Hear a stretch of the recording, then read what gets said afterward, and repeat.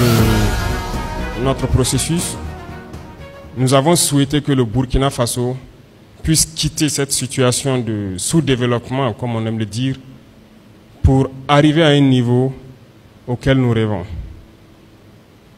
Et pour y arriver, nous avons entrepris beaucoup d'initiatives dans le domaine de l'agriculture, dans le domaine de l'industrie, l'agroalimentaire, l'énergie qui nous fatigue beaucoup, qui est en cours de résolution, dans plusieurs secteurs d'activité, que ce soit les infrastructures et aussi le volet donc des FDS.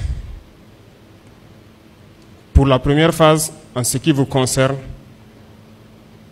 il a fallu que l'on puisse réfléchir sur la question de logistique, l'armement, les moyens roulants et tout ce qui s'ensuit. Ce qui est en train donc de s'améliorer au fur et à mesure, et nous continuerons dans ce sens pour vous permettre de mener le combat noble pour cette patrie. Mais en plus de tout ça, on s'est dit une chose: pour que la nation puisse exister, pérenniser et se développer, vous avez tous besoin d'être forts. Et être fort, ce n'est pas uniquement le plan logistique, mais il y a aussi le plan psychologique. Il y a cette stabilité familiale dont tout combattant a besoin lorsqu'il est sur le champ de bataille. Nous avons été tous sur le terrain. Nous avons connu des situations qui, souvent, étant sur le terrain, vous avez l'esprit à la maison. Parce que vous n'arrivez pas à résoudre un certain nombre de problèmes, peut-être d'ordre financier. Généralement, ça se résume à ça. Et ça perturbe le combattant. Aujourd'hui, nous avons beaucoup de blessés. Nous nous sommes rendus compte aussi que cette question n'a pas été traitée comme il le fallait. La preuve en est que jusqu'à l'heure où je vous parle, nous n'avons pas pu répertorier tous ceux qui ont été blessés depuis le début de ce conflit.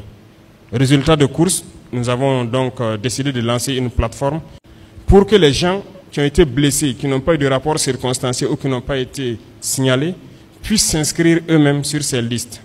Et je pense que quelques semaines en arrière, nous avons eu une conférence dans cette même salle pour lancer ce processus, parce qu'une agence a été créée justement pour s'occuper des blessés de guerre. Dans le même ordre d'idée, nous avons pensé donc aux veuves et aux orphelins, qui seront aussi répertoriés dans toutes les couches de porteurs de tenue, donc des FDS, pour qu'on puisse s'occuper d'eux.